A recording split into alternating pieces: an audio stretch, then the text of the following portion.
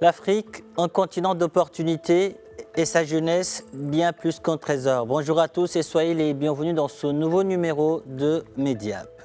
Elle s'est fixée un objectif, permettre à chaque talent de faire valoir ses compétences dans le monde du travail. Awatif Bozaz est prête à faire le tour du Maroc, les zones les plus reculées d'Afrique, pour donner une chance aux étudiants et jeunes diplômés en leur permettant souvent de décrocher leur premier emploi. Et pour y parvenir, aujourd'hui avec sa start-up Guidia, la native d'Erachidia qui a grandi entre Benumellel et Marrakech, met l'intelligence artificielle au service du recrutement.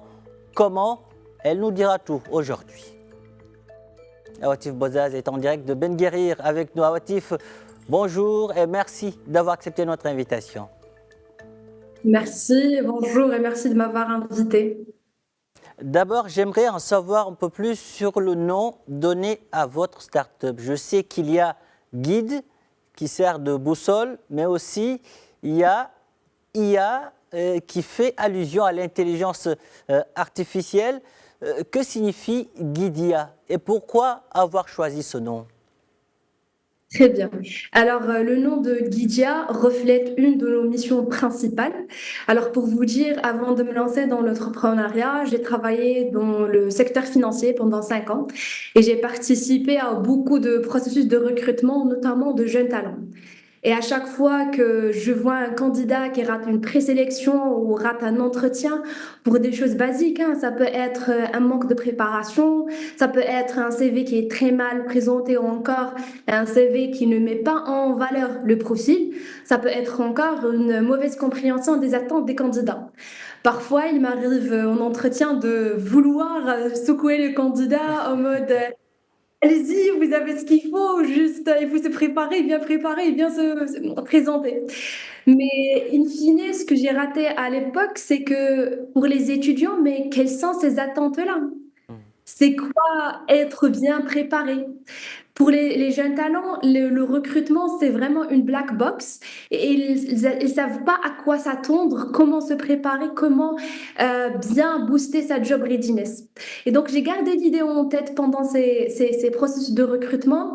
Et quand j'étais en période de réflexion pour faire un outil de recrutement qui permettrait aux RH et aux recruteurs d'avoir un processus digital à 100% avec des agents IA pour automatiser certaines tâches, j'ai pensé aussi de rajouter cette composante d'accompagnement, de coaching de jeunes talents. Et vraiment, c'était l'idée, c'était le concept que je voulais avoir même dans le naming. Et donc, quand on voulait trouver le nom pour Guidia, j'avais en tête 3 challenges. J'avais besoin d'un nom qui est punchy, qui reflète la tech, surtout nous dans la HR tech, le SaaS, quelque chose de global. On a une ambition d'être international, mais aussi un naming et un nom qui reflètent ce concept d'accompagner les jeunes talents. Et donc, on a décidé finalement d'aller sur Guidia, qui est Guide You ou Guidia en anglais, qui veut être une plateforme de recrutement, mais pas que, mais d'insertion professionnelle et d'accompagnement des jeunes talents dans cette insertion ou transition vers le marché d'emploi. Donc, voilà l'histoire derrière le nom. Très belle histoire. En tout cas, vous l'avez dit, aujourd'hui, Guidia veut permettre aux étudiants, mais aussi aux diplômés, jeunes diplômés, de décrocher facilement un emploi. Vous misez sur l'IA. Comment vous est venue l'idée de lancer cette plateforme? Au téléphone, vous me disiez que tout est parti d'une expérience personnelle. Et quelle est cette expérience personnelle? Alors, l'histoire a commencé en 2019 après l'obtention de mon diplôme. Je cherchais mon premier emploi dans tout ce qui est transformation digitale et optimisation des processus. Et j'ai fini par intégrer une banque en qualité de consultante. Donc, mon métier ou ma mission, c'était d'accompagner les métiers de la banque dans la transformation des processus, la transformation avec un grand T. Donc, ma toute première mission constituait et concernait justement les métiers de recrutement et intégration. Et là, j'ai découvert tout un monde pour moi parce que à l'époque, le recrutement pour moi, c'était simple, c'était efficace. On postule, on reçoit un appel ou pas, on passe un entretien et puis c'est la décision de recrutement. C'est un go ou no go. Par contre, tout le back-office derrière, je ne le connaissais pas. Et donc, dans cette stratégie d'optimisation de processus ou de réingénierie de processus, il y avait une phase de diagnostic. Et j'ai proposé à ce que cette phase de diagnostic, on ne se limite pas à des ateliers ou encore des entretiens sur le déclaratif, mais je vais travailler, je vais participer dans des processus de recrutement pour mieux comprendre le challenge, la réalité du marché D'accord. et en conséquence mieux designer les solutions. Et si je pourrais résumer les deux outputs de ces missions-là, c'est que, un, le processus de recrutement, il est très, très, très lourd. Il y a énormément de tâches administratives consommatrices de temps qui fait que ça, on a un processus de recrutement qui est lent, un time to hire qui est très, très élevé et qui pousse certains candidats, notamment les meilleurs candidats, à accepter d'autres offres. La deuxième chose, c'est que les chercheurs d'emploi ne cessent pas de dire qu'on ne trouve pas les bonnes opportunités, on ne trouve pas les offres, on ne sait pas comment faire, etc. Et un deuxième axe dont les chercheurs d'emploi, c'est les jeunes talents. Ben, les jeunes talents, ils savent pas comment se préparer à ce marché, comment préparer ses entretiens, comment mettre en valeur leur profil aussi. Et donc, c'est là où Guidia est né pour être le pont entre ces entreprises-là qui galèrent avec un processus lourd et un processus administratif. On a les chercheurs d'emploi qui sont à la recherche de nouvelles opportunités, mais aussi les jeunes talents qui sont perdus dans la nature. Donc, D'accord. ils ne savent pas comment faire. Et dans ce sens, avec les jeunes talents, ce qu'on voulait aussi créer, c'est au lieu d'avoir une relation bilatérale entre recruteurs et jeunes talents, on a aussi on a ajouté les entreprises avec les universités et les écoles d'enseignement supérieur. Donc, on a créé tout un écosystème qui Mhm. tourne autour des jeunes talents pour les aider à mieux s'insérer dans le marché du travail. En tout cas, nous l'avons vu de ces expériences, de cette expérience personnelle même, vous est venue l'idée de lancer Guidia. Aujourd'hui, que doit faire l'étudiant et le diplômé pour bénéficier de vos services? Très bien. Alors déjà, je vais peut-être prendre une petite seconde pour dire que Guidia ne se limite pas aux jeunes talents. Mhm. Donc toute personne qui est à la recherche d'emploi peut bénéficier de la plateforme, même les profils seniors. Aujourd'hui, on a des offres de stage PFE, des offres pour CDI junior ou encore des profils seniors avec 10 ans d'expérience pour des missions de freelance ou pour des postes en CDI. C'est juste qu'en analysant la population de chercheurs d'emploi, on a identifié que les jeunes talents, ça veut dire étudiants et fraîchement diplômés, Mhm. sont ceux qui ont besoin le plus d'un deuxième layer d'accompagnement et d'assistance. Donc, Awatif, juste une précision, sur les images qui viennent de passer, nous avons vu le nom de Marie Dubois. Juste dire à nos téléspectateurs que c'est un nom fictif. exact. Mhm. Allez-y. Très bien. Donc, concrètement, toute personne qui est à la recherche peut accéder à Guidia en créant un compte 100% gratuit sur guidia.com, renseigner le profil et puis bénéficier de toutes les fonctionnalités qu'on propose sur la plateforme et bien sûr sur la plateforme et les drops qu'on fait chaque mois, on a de nouvelles fonctionnalités. Ça, c'est la partie plateforme. Hors plateforme, et généralement c'est pour les jeunes talents, on fait des événements comme des webinaires, des ateliers de rédaction des CV, ça pourrait être des ateliers aussi de préparation des entretiens, on a des événements on campus qu'on organise en collaboration avec les universités et les écoles partenaires dans l'objectif de rencontrer les étudiants, de répondre à leurs questions. On ramène avec nous des RH dans plusieurs sociétés pour faire et partager l'information avec les étudiants et rendre cette black box la plus transparente possible. Donc oui, bien sûr, toute personne pourrait créer son compte 100% gratuit sur la plateforme, mais on a le focus jeune talent quand même. Le Focus Jeune Talent, nous le voyons sur ces images, vous allez souvent sur le terrain pour rencontrer ces jeunes voilà, qui rêvent souvent de décrocher leur premier emploi. Alors, vous misez sur l'intelligence artificielle pour permettre aux utilisateurs de Guidia, je le disais, de décrocher un emploi. Mais comment vous faites au juste? À quel moment vous faites intervenir l'intelligence artificielle? Alors, très très bonne question. Et il faut vraiment qu'on en parle parce que, en tout cas chez nous, chez Guidia, notre objectif, ce n'est pas de remplacer l'humain, mais c'est plutôt de mettre à sa disposition certains outils qui vont le libérer de certaines tâches qu'on juge administratives, répétitives, à faible valeur ajoutée, pour qu'il puisse se concentrer sur l'essentiel. Et pour nous, un travail d'un recruteur, ce n'est pas de lire les CV, ni de passer des coups de fil pour organiser un entretien. Pour nous, le job d'un recruteur, c'est de rencontrer les candidats, c'est d'évaluer les candidats, c'est de vendre l'entreprise aussi et créer des équipes qui peuvent atteindre les objectifs stratégiques de l'entreprise. C'est à partir de cette vision que chez Guidia, on fait intégrer l'IA sur 3 niveaux. Donc, le premier niveau, c'est la rédaction des offres qui sont adaptées à la culture de chaque entreprise. Comme ça, c'est pas du copier-coller quand même. Il est adapté à la culture d'entreprise, mais de façon à ce que le message il soit clair et engageant.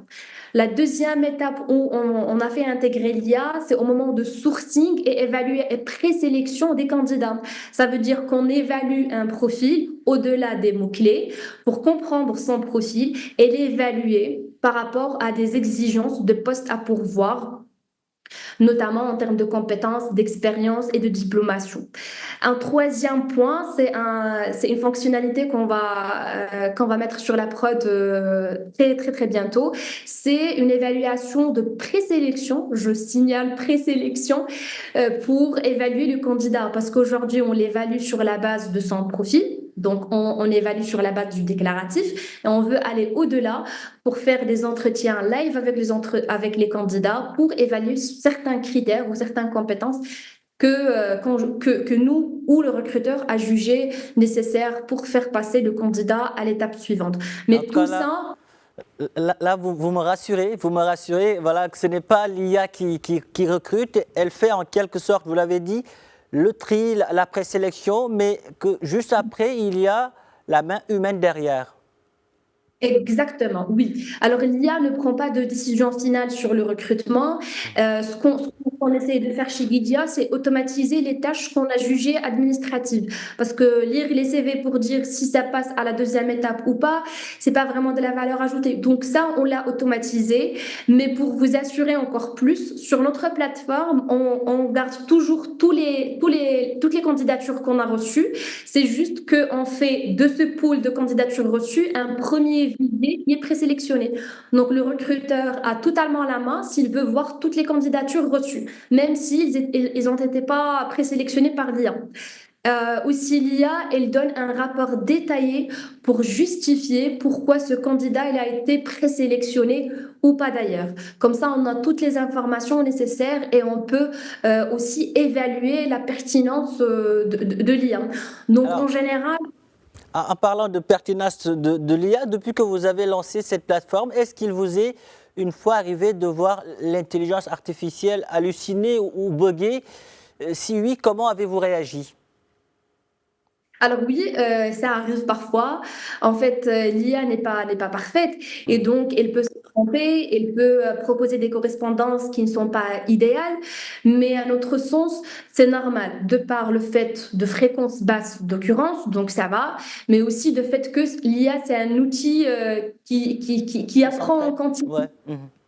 Qui apprend en continu, donc chaque fois qu'on voit une hallucination ou encore une correspondance qui n'est pas idéale, ce qu'on fait, c'est qu'on analyse le problème et on ajuste l'algorithme. Ça nous permet à chaque fois de peaufiner l'outil dans sa globalité. Mais l'importance à chaque fois de dire, c'est que l'IA reste un outil, c'est pas une fin en soi, c'est vraiment un outil qui permet de fluidifier un processus et non de prendre la décision finale. Et aujourd'hui, que disent les chiffres concernant le nombre de personnes ayant utilisé la plateforme ou qui l'utilisent jusqu'à présent? Alors, depuis notre lancement l'année dernière, nous avons déjà plus de 50 000 utilisateurs, chercheurs d'emploi, répartis entre étudiants, jeunes talents et seniors, profils seniors. Côté université, on a déjà plus de 25 universités et écoles partenaires parce que aussi l'école, comme étant, elle a un profil sur Guidia pour manager toute la partie Career Center de leur école. Donc aujourd'hui, on compte plus de 25 partenaires écoles et universités. Pour notre troisième acteur, qui sont les entreprises, on a une vingtaine d'entreprises qui sont start-up, qui sont à la recherche de stagiaires, de futurs collaborateurs, mais aussi des fois de cofondateurs. On travaille aussi avec les PME et des grandes structures. Donc, notre expansion vient juste de commencer et nous continuons, Inch'Allah, à toucher plus de talents et plus d'entreprises. On parle de recrutement, ça ne concerne pas seulement les Marocains d'ici. Avez-vous pensé un peu aux Marocains du monde qui souhaitent faire valoir leurs compétences dans le royaume ou on va dire dans d'autres pays? Oui, oui, tout à fait. Alors, Lydia n'est pas limitée au Maroc, on n'est pas limité aux talents résidents au Maroc, si j'ose dire. On a une ambition internationale et dans ce sens, nous avons, et on est en train de développer deux axes de développement à l'international. Donc, le premier, c'est pour les MRE, les Marocains résidents à l'étranger qui veulent rentrer au Maroc pour y travailler. Donc là, l'objectif, c'est de faciliter leur insertion dans le marché marocain, de les mettre en relation aussi avec les entreprises qui sont à la recherche de collaborateurs et de talents qui ont eu une expérience à l'international. Dans ce sens, on est en pleine discussion avec des associations, notamment des associations des lauréats des grandes écoles ou des écoles françaises ou autres en Europe pour les faire découvrir Guidia, de présenter Guidia, de collecter également leurs besoins et leurs challenges quant à l'insertion dans le marché marocain. Donc ça, c'est le premier point. Le deuxième axe de développement, il concerne plutôt les entreprises étrangères qui sont intéressées par les talents africains. Donc, on a beaucoup de demandes, notamment dans la région GCC, qui veulent recruter des talents africains, que ce soit pour des opportunités sur place et donc de l'immigration, ou encore des opportunités en 100% distanciel. Donc, ça, c'est les deux axes sur lesquels on travaille pour aussi assurer notre expansion et notre présence internationale. Et vous, qu'est-ce que vous gagnez dans tout cela? Quel est le modèle économique de Guidia? Par exemple, quand quelqu'un est recruté, vous, qu'est-ce que vous y gagnez? C'est un accès sur la base d'un abonnement premium.